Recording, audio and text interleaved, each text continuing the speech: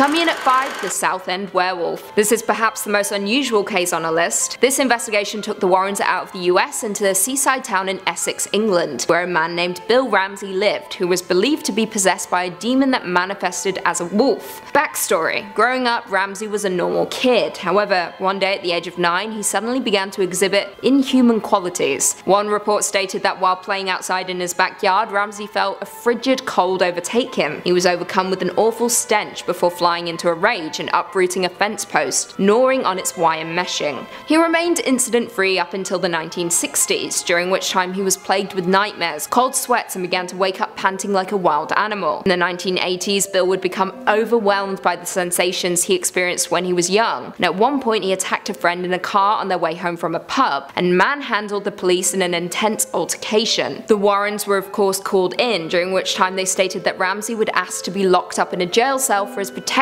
and the protection of the public. They ended up asking Ramsey to come to their Connecticut home, where Bishop Robert McKenna would perform a recorded exorcism on Ramsey. In at 4, Aunt Cheyenne Johnson. The trial of Aunt Cheyenne Johnson is baffling and the first known case in the US that used the "devil made me do it" as its defense. On the night of February 16, 1981, Johnson, who was just 19 years old at the time, was out for dinner with his fiancée and their landlord Alan Bono. Johnson stabbed Bono multiple times using his pocket knife and later went on to plead not guilty by possession, a defense that was founded on Johnson's relationship with his fiance's brother, David. In 1980, David woke up to what he described as a man with big black eyes, a thin face with animal features and jagged teeth, pointed ears, horns, and hoofs. The demon-like creature scared David so much that he turned to his sister Ann Johnson for help. They turned to a priest, which only angered the entity more, causing it to make David hiss and quote Paradise Lost. The Warrens were brought in, and during one particular interview they stated, I quote, "While Ed interviewed the boy, I saw a black misty form next to him, which told me we were dealing with something of a negative nature. Soon the child was complaining that invisible hands were choking him, and there were red marks on him. He said that he had a feeling of being hit." The Warrens worked alongside 4 priests to exorcise more than 40 demons from David. However, Johnson seemed to be the new target, and after he stabbed his landlord, he was found guilty of first-degree manslaughter, after his claims of possession didn't hold up in court. Coming in at 3, Annabelle the doll. This case follows the now infamous Annabelle doll, a Raggedy Ann doll that was purchased in an antique store. It was gifted to the buyer's daughter, a nursing student. However, the student and her roommate very quickly began to notice odd occurrences involving the doll, including her changing positions and even leaving notes. Horrible. The messages eventually escalated and blood even appeared on the doll's dress. Annabelle seemed to take aim at the fiancé of one of the roommates, who claims he woke up one night frozen in bed as the doll crawled up his body and tried to strangle him. He also claimed that upon entering a dark room where the doll was sat, he felt something attack him. When he turned on the lights, he saw his stomach covered in bloody scratches, with the doll now on the floor. The Warrens were eventually called in, and they explained that the doll was possessed by the spirit of a deceased 7-year-old girl named Annabelle Higgins, but supposedly died on the land where the apartment stood. However, it was later determined by the Warrens that a demonic presence was in fact behind the doll. They ended up performing a blessing in the home before taking Annabelle and housing her in the Warrens Occult Museum. Coming in at 2, the Amityville case. This is perhaps the Warrens' most famous paranormal case, with the investigation being adapted into many frightening and unending films. The case involved the Lutz family, who took up residence in a suburban home in Amityville, Long Island in 1975, just 1 year after a deadly mass murder occurred on the property, which saw Ronald DeFeo Jr. brutally kill 6 members of his family. For 28 days the Lutzes were antagonized by spirits. They heard voices, saw swarms of flies, and were inflicted with welts. The Warrens were eventually called in to cleanse the home, bringing with them a local TV crew. While there, they snapped a handful of pictures, including one that seemed to show a boy with glowing eyes. The Warrens ultimately determined that the land was cursed, and Lorraine considered it to be the one case that continuously haunted her, stating, "Amityville was horrible. It was absolutely horrible. It followed us right straight across the country. I will never go in the Amityville house ever again." End quote. And lastly, coming in at number 1, the Perron family haunting. This now infamous case follows the Perrons, a family that moved to an idyllic 200-acre home in Harrisville, Rhode Island, a home that hid some very dark and disturbing secrets. The home was originally built in 1736 and was inhabited by Bathsheba Thayer and her 4 children, 3 of whom died young. The deaths and circumstances around the deaths drew in a lot of suspicion within the town, resulting in them ostracizing Bathsheba, who was ultimately labeled a Satanist by her community. She then went on to hang herself in her own backyard.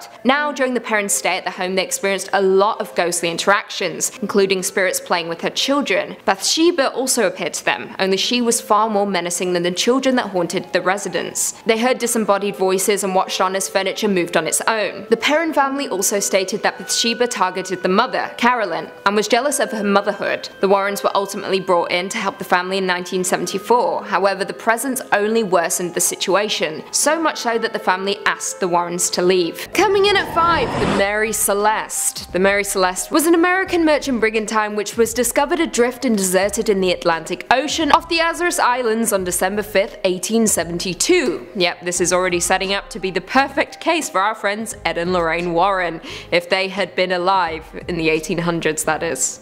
But alas, can't win them all. In November of 1872, the Mary Celeste took off from New York for Italy with 10 people aboard. However, nearly a month later, it was discovered by a British ship off the coast of Portugal. Save for a few feet of water, the ship was undamaged and still contained 6 months worth of food and water. The last entry in her log was dated 10 days prior. Her cargo was intact, and the captain and crew's personal belongings were undisturbed. None of those who had been on board were seen or heard from again.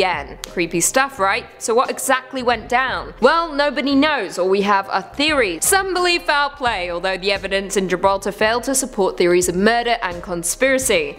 The suspicion of foul play lingered on. Insurance fraud was briefly suspected on the grounds of newspaper reports that Mary Celeste had been heavily overinsured. However, let's talk about the lifeboat. There was one lifeboat aboard the ship, which was never discovered. Now, one theory suggests that the transfer of personnel to the yawl may have been intended as a temporary safety measure. More speculation suggests that the state of the rigging and ropes that the ship's main halyard may have been used to attach the yawl to the ship, enabling the company to return on board when the danger had passed. If the line had parted, however, Mary Celeste would have sailed away empty, leaving the yawl to founder with its occupants. As of today, the fate of the Mary Celeste remains largely a mystery. Pirates would have left the ship in a worse state than how it was found, and mutiny seems unlikely. My money is definitely on sea monsters or angry ghosts haunting the seas. If only Ed and Lorraine were around to give us the answers. Coming in at number 4, the toxic woman. Around 8:15 PM on February 19th, 1994, paramedics wheeled a young woman into the emergency room of General Hospital in the Southern California city of Riverside. The woman was awake but responded to questions with only brief and incoherent questions. The woman was Gloria Ramirez, who was just 31 years old and had cervical cancer. Her blood pressure was extremely low and her heart rate was incredibly fast. Now this is where things get weird.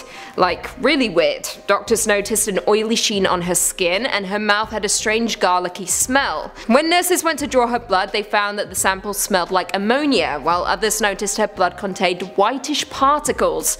Not long after, the medical staff began to feel sick and faint, and by the end of the night, 23 workers were affected, with 5 even being hospitalized. After 45 minutes, Ramirez passed away from kidney failure. The incident would throw Riverside General Hospital into newspaper headlines for weeks, with the frightening possibility of toxic fumes capturing the public's attention. After years of forensic testing, explanation after explanation has been ruled out.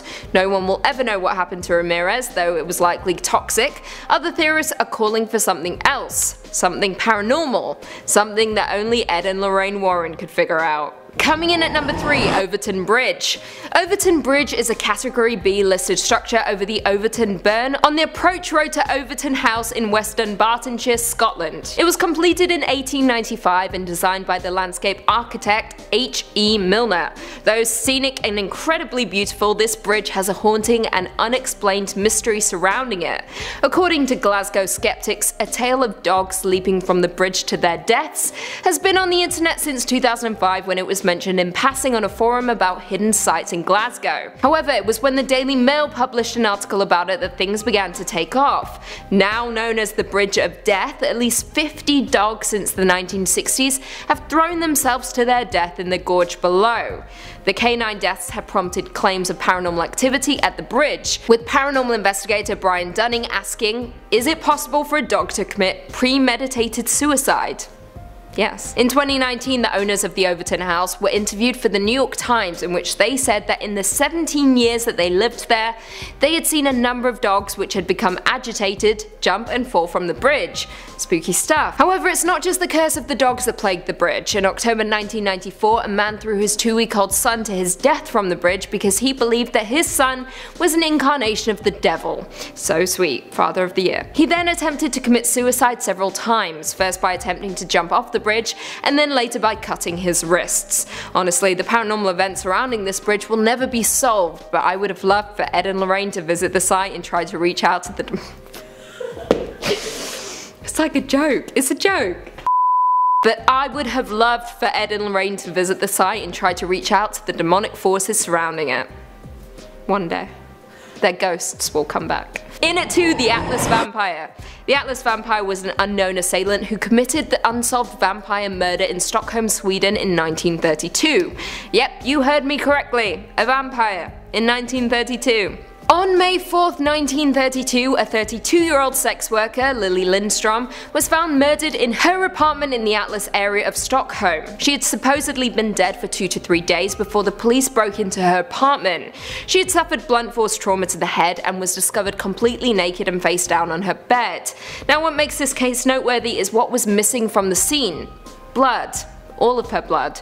Considering the cause of death and trauma, aka blunt trauma to the head, nearly all of Lindstrom's blood had been drained from her body, and police found traces of saliva on her face and neck. However, what makes this even stranger is that police found a blood-stained ladle in her apartment, something that they believe was used to drain, even drink, her blood. It's beginning to sound like a vampire now, right? Well, it did to the press, who nicknamed the unknown assailant the Atlas Vampire. And to this day, the murderer has never been apprehended. Now, what I want to know is if this vampire is still lurking around, ladle in hand. If so, I wish Ed and Lorraine were around to deal with this vamp.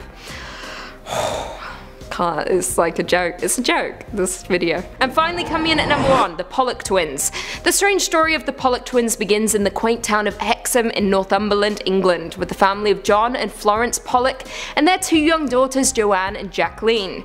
Things couldn't be better for the family until their idyllic life was met with tragedy on May 7th, 1957. When the 2 Pollock children were on their way to church with a friend, they were hit by a car driven by a local woman who had taken an overdose in a bid to kill herself. The 2 children were killed instantly. 2 years later though, their mother gave birth to twins, Gillian and Jennifer, identical twins in every way, aside from Jennifer's birthmarks that resembled similar marks on her deceased sister Jacqueline. After the twins were born, the family moved away to a different part of the country. This is where things begin to get weird. Gillian and Jennifer started asking for toys favoured by their dead sisters. And when the family moved back to Hexham, the twins supposedly recognised landmarks they had never seen before. These odd occurrences were enough evidence for Dr. Ian Stevenson to write about the twins in a book about reincarnation, claiming they were reincarnations of their older sisters. Now, it is worth noting that Stevenson himself considered the possibility that the twins were perhaps influenced by what their parents had said in the past, but he eventually came to the conclusion that it would have been impossible for them to mold their behaviors and recollections to match the dead twins. It is unknown what is going on with the case of the Pollock twins or what it means for the reincarnation as a whole. At the end of the day though, it's an unexplained phenomenon that only Ed and Lorraine could have solved. But alas, the world is cruel. In at number 4, the Smurl haunting. In between 1974 and 1989, a couple by the name of Jack and Janet Smurl, who lived in West Pittston, Pennsylvania, claimed that a demon inhabited their home. Jack and Janet began witnessing strange happenings, the likes of loud noises and bad odors. The torment continued to get worse. Their dog was thrown into a wall, their daughter was pushed down their stairs, and Jack claims to have been physically and sexually assaulted by the demon on multiple occasions. The Warrens didn't get involved in the case until 1986, and the reports were pretty disturbing. Ed claimed to see a dark mass form inside of the home, and that the temperature dropped severely. The demon even left them a message written on a mirror that read, "Get out." By 1987, the haunting had calmed down to an extent, with Janet telling reporters that they still heard knocking and saw shadows occasionally. After the Smurls left the house, the new house owner told reporters in 1988 that she never encountered anything supernatural while living there. The Smurl haunting had generated a lot of press attention over the years, and there were a lot of doubts about the legitimacy of the Smurls' claims. Up next, number 2, the Enfield poltergeist. The The Enfield poltergeist is the story that appears in the second Conjuring film. In 1977, the Hodgson family, who lived in Enfield, England, began to see and hear strange things in their home, including a dresser sliding across one of the children's bedrooms. Toys would fly around the house and were burning hot to the touch. Loud knocking sounds shook the house, to the point where they had to call the police, believing that someone was trying to break into their home. The officer who came to the scene reported seeing a chair rise up into the air and move across the floor all on its own. Reporters from the Daily Mirror were also present at one point, and they claimed that they had also witnessed some of these strange occurrences. The situation really started to attract some solid attention when one day, the iron fireplace in one of the bedrooms upstairs was ripped out of the wall. Warrens came to the house and upon investigating declared that there was a demonic presence there. While the film depicts an almost exorcism, the real-life story is quite different. 2 years after the hauntings began, they abruptly stopped. Up next at 3, the haunting in Connecticut. This particular case is concerned with a haunted funeral home, and it happened in 1988. The couple had gotten a call from the homeowners, saying that they were being tormented by ghosts, to the point where the assaults were even sexual in nature. Now, the house had been converted from a funeral home to a regular house before they had bought it. Believing that necrophilia had occurred there in the past, the Warrens had this to say about what they discovered there. The instruments they used for embalming, the embalming table, the chain hoist, everything was still there.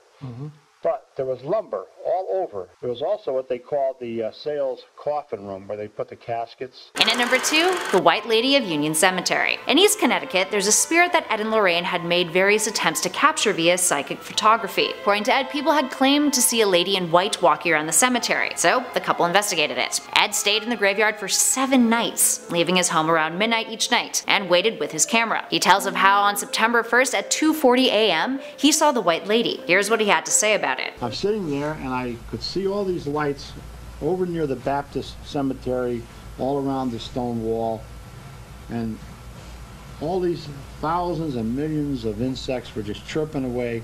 All of a sudden things started to quiet down, and I could hear what sounded like a woman weeping.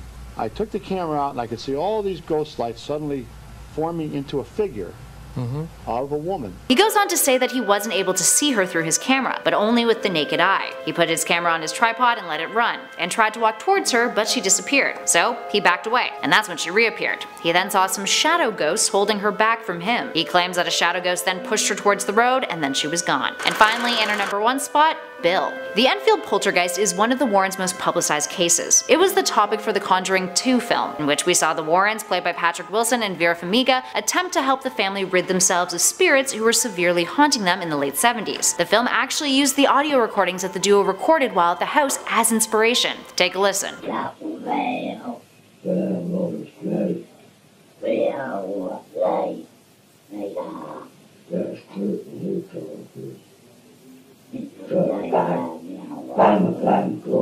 As you can hear, the demon's voice is audible talking to Ed. The demon was possessing one of the 4 children, a girl named Janet, and the voice was said to have been called Bill. This is by far the most famous audio recording of the Warrens. Starting us off in at number 5, psychic photos. If you're a fan of our channel, you may remember a video that we did on the eerie objects and artifacts that you can observe at Ed and Lorraine's Occult Museum in Connecticut. Well, here they go into detail about one particular type of creepy object that they have a handful of at their museum: psychic photographs. So what are psychic photographs? According to Ed Warren, a psychic photo is a phenomenon in which a camera, being an impartial witness, captures a ghost on film. But the crazy thing is that the image that you see of the ghost is one that it projects itself, an image of what it believes it looks like.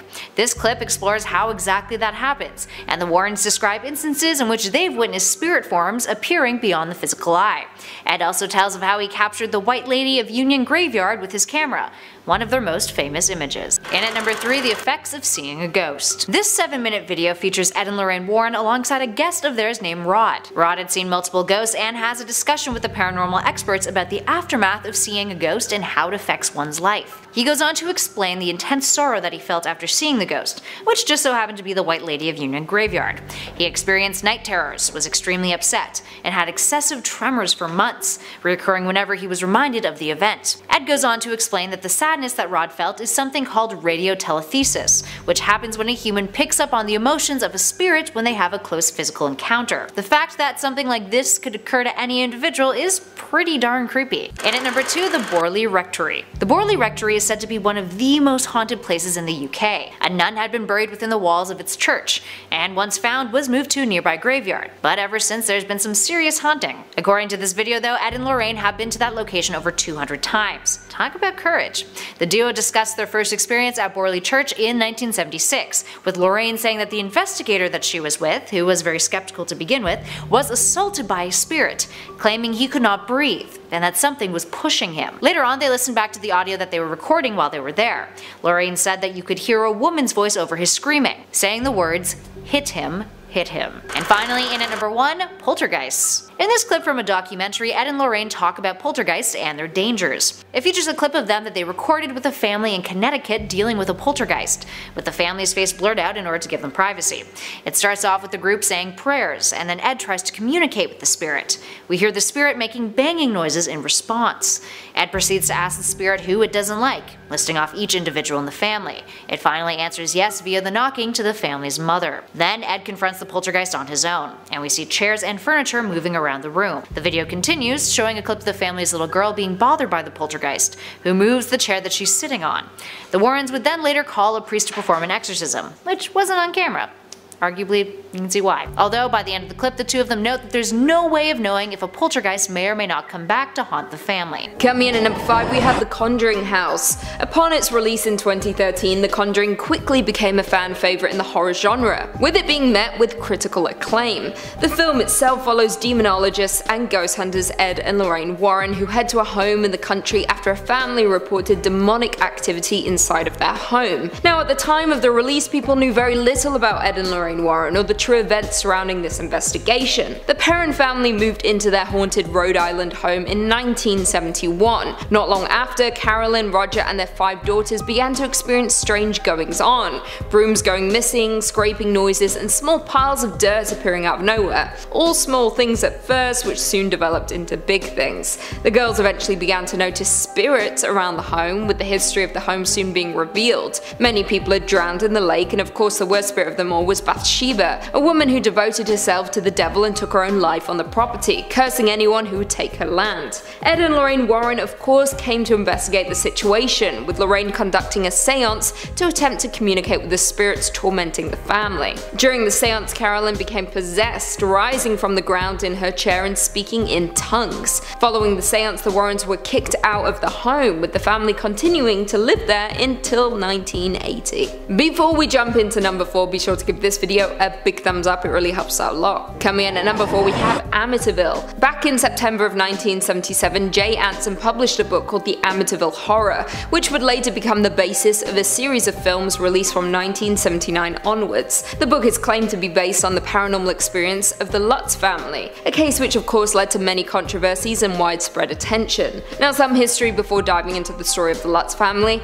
Back in November of 1974, Ronald DeFeo Jr. shot and killed 6 members of his family at 112 Ocean Avenue in the suburban neighborhood in Amityville. He was ultimately convicted of second-degree murder and sentenced to 6 life sentences, with him passing away in custody in March of this year. Now, DeFeo had reported that voices had told him to kill his family. Whether these claims were true, we don't know. Jumping forward, in December of 1975, George and Kathy Lutz and their 3 children moved into the same home, and after just 28 days they fled the house, claiming to have been terrorized by paranormal entities while living there. On the evening of March 6, 1976, the home was investigated by Ed and Lorraine Warren along with a television crew from Channel 5 New York. During the investigation, a series of pictures were taken, one of the images allegedly showing a demonic boy with glowing eyes standing at the foot of the staircase. The Warrens quite quickly suggested that the home was occupied by malevolent spirits, with the Warrens' visit to the home being depicted at the beginning of The Conjuring 2. Coming in at number 2, we have the Snedeker House. Now, many of you will be familiar with the Snedeker House haunting thanks to the movie The Haunting in Connecticut. The Haunting in Connecticut movie was released in 2009 and directed by Peter Cornwell,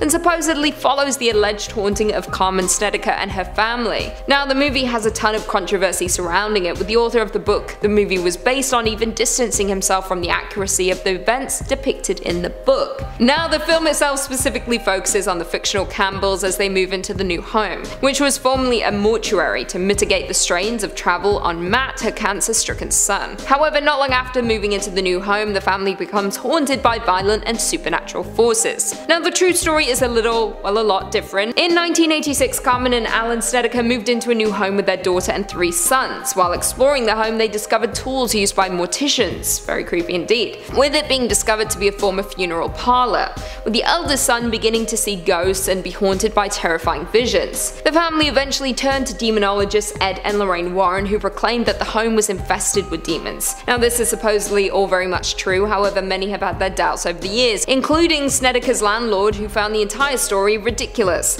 even noting that prior to the family moving in, there had been no complaints or unusual activity inside of the home. On top of that, the Snedekers stayed for a total of 2 years before finally deciding to leave. And finally, coming in at number 1, we've got Enfield Poltergeist. Taking the Warrens across the ocean, the Enfield Poltergeist has become a popular paranormal case, with it also being the focal point for The Conjuring 2. The Conjuring 2 was released in 2016 and followed Ed and Lorraine as they traveled to Enfield in the United Kingdom to assist the Hodgson family, who was said to be experiencing paranormal activity inside of their home in 1977, with the daughter Janet even becoming possessed by a former resident. Now, this movie is very much based on a true story, however, when a paranormal experience is dubbed real, people tend to try and find holes in the story, with many doubting the accounts of the family. Like I said, the Enfield Poltergeist was a claim of supernatural activity between the years of 1977 to 1979, with it specifically involving 2 sisters, Margaret and Janet. In August of 1977, single-parent Peggy Hodgson claimed she had witnessed furniture moving and heard knocking sounds around her home. A police officer arrived on scene and he himself reported seeing a chair wobble and slide across the floor without any rhyme or reason. Following this, disembodied voices were heard, loud noises echoed around the home, and the children even began levitating. More than 30 people reported seeing furniture move and heard voices around the home. Ed and Lorraine Warren were of course called in to assess the situation, with them visiting the home in 1978 and were convinced that the events had a supernatural explanation. Coming in at number 5, we've got the Smurl haunting. Technically, there already is a movie about the Smurl haunting, titled The Haunted, and released as a made-for-TV movie back in 1991, folks with cable television were treated to a horrifying vision of demonic possession in Pennsylvania. However, we live in the golden age of streaming, with brand new top-notch movies and shows being released almost daily. So with the advances in filmmaking technology and maybe some assistance from the research team at Blumhouse, I think this tale could be brought back to life in incredible fashion. Based on what's happened with the mainline Conjuring series lately, it would be interesting to see a return to a strictly haunted house format, but the story here is rich enough to make it work. Here's the real-life story of the Smurls. Hopefully you'll see how it works as a movie. In the mid-70s, Janet and Jack Smurl were forced out of their home due to flood damage. They packed up their stuff, got their kids and parents in a car, and moved down to West Pittston. For a while, they focused their energy on fixing the place up. Some painting needed to be done and old appliances need to be replaced. Other than that though, all seemed well. This was short-lived, however. Soon, weird things started happening. Tools would disappear without a trace or end up in places far away from where they should be. Stains would seep through brand new coats of paint no matter how thick it was laid on. Kitchen appliances would catch fire even if they weren't plugged in at the time. And of course, terrible smells permeated throughout but would disappear quickly once noticed. Pretty standard haunted stuff if you ask me. But that was just the beginning, as even more noticeable ghastly behavior began.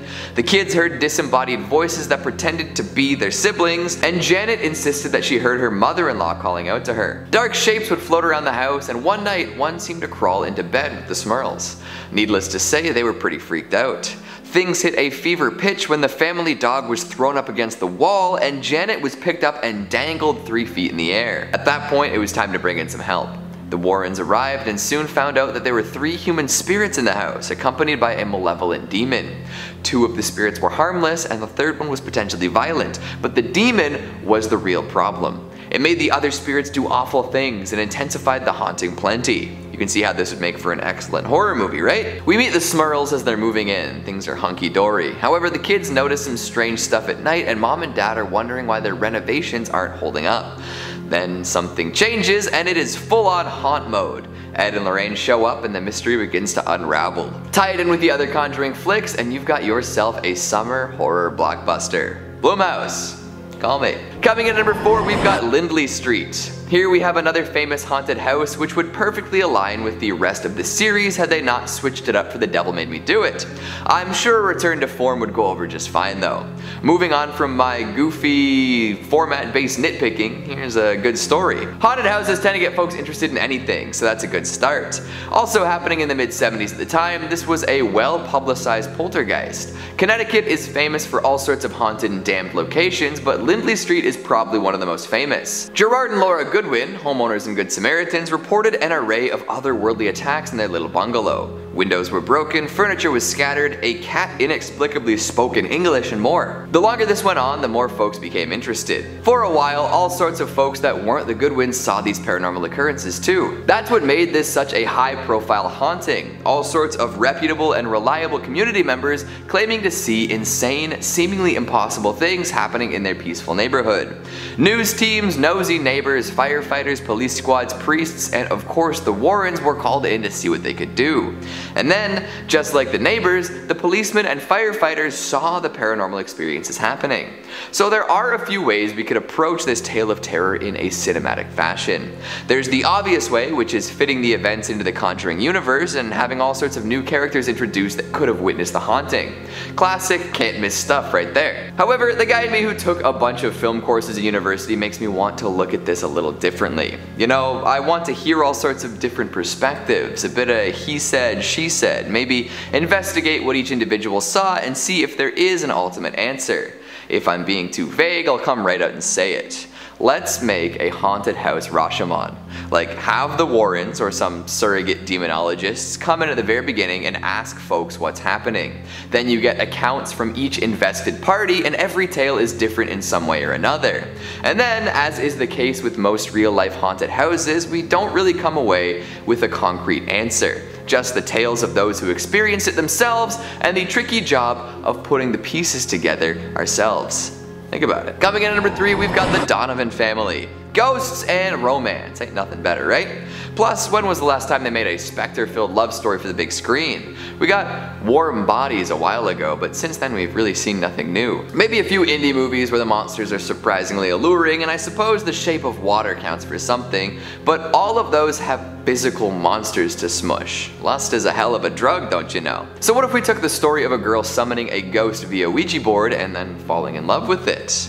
Well, that's what happened with the Donovan family haunting. Their daughter brought a demon into the house, dated it for a bit, and then realized that it was just using her to sap at the life force of everyone around. Yikes. You've heard of people being used for their bodies or their money, but their life energy? That's gotta sting a little bit. It would be a fun descent into madness, with audiences realizing halfway through that this otherworldly suitor does not have the protagonist's best interests at heart. Definitely worth a rewatch to see what you missed the first time too. Coming in at number 2, we've got the South End Werewolf. Now, we've talked about returning to haunted houses a couple times today with varying results, but what about adding a werewolf story to the Conjuring universe? And that's what I'm talking about. The Warrens apparently had a run-in with some sort of lichen adjacent during one of their exorcisms. It wasn't a traditional werewolf. Full moons and silver bullets were more or less left out of the equation. But in the case of Bill Ramsey, a hellish transformation apparently did take place. As a kid, Ramsey had a few bestial outbursts, but seemed to chill out as he got a little older.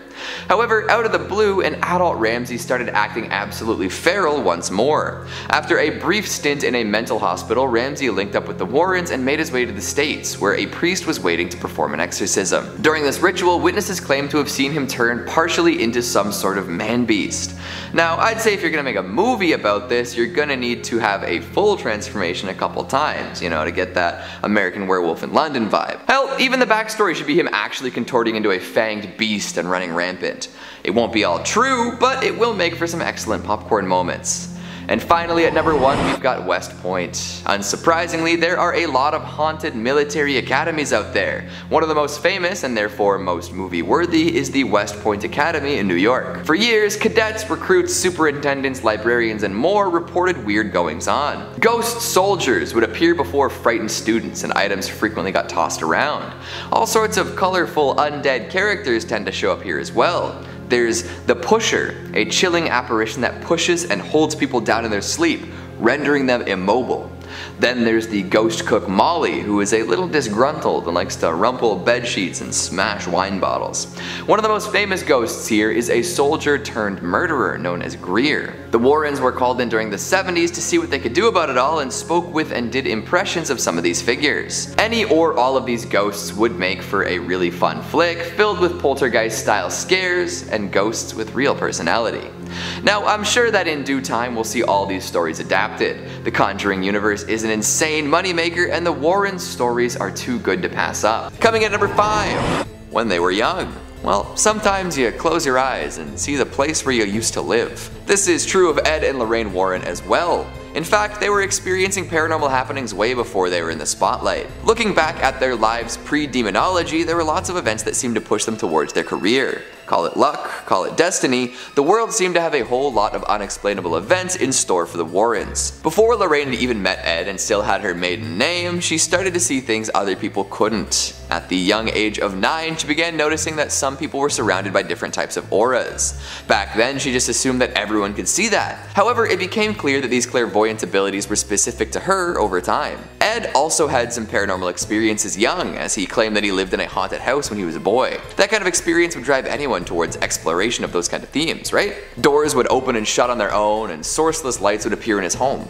Interesting, right? Well, these early appearances did a lot to inspire the duo to look deeper into the unknown as they aged. However, being young and inexperienced, they were also vulnerable to demonic possession. Neither ever told any stories of being under the influence of an entity while still a child, but they very well could have. A lot of demonic possession seem to happen in children, whether that means that they're more vulnerable to manipulation or their connection to the spirit world is stronger. So as young folks with a predisposition towards the unknowable side of things, they were at risk of falling under the influence more than most. In the end, it seems they fortunately avoided such a fate. But the world of demonology, and as a result pop culture at large, would look a whole lot different if either Ed or Lorraine's experiences were a little darker early on. It's wild to think what kind of cascading effects might have happened had they grown up a little differently. Ed apparently had to jump from a blazing oil tanker while serving in the Navy, and while swimming in that frigid water and fighting for his life, he prayed for help and was soon rescued. That near-death experience inspired him to profess his love for Lorraine and marry her. Imagine if instead he had questioned his faith or given into darker ways after such an event.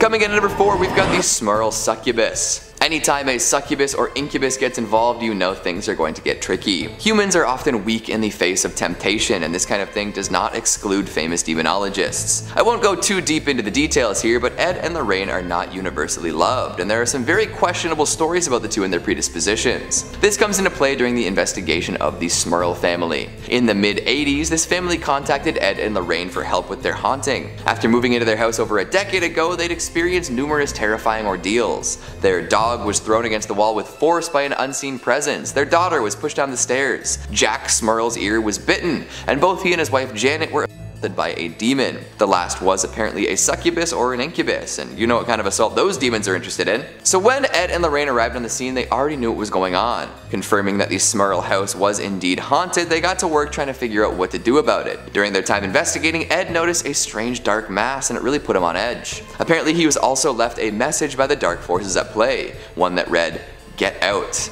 And that didn't go over well with Ed. Wanting to defeat this succubus, Ed came back with holy water and rosaries. He used these tools to fight against the demon, but to little avail.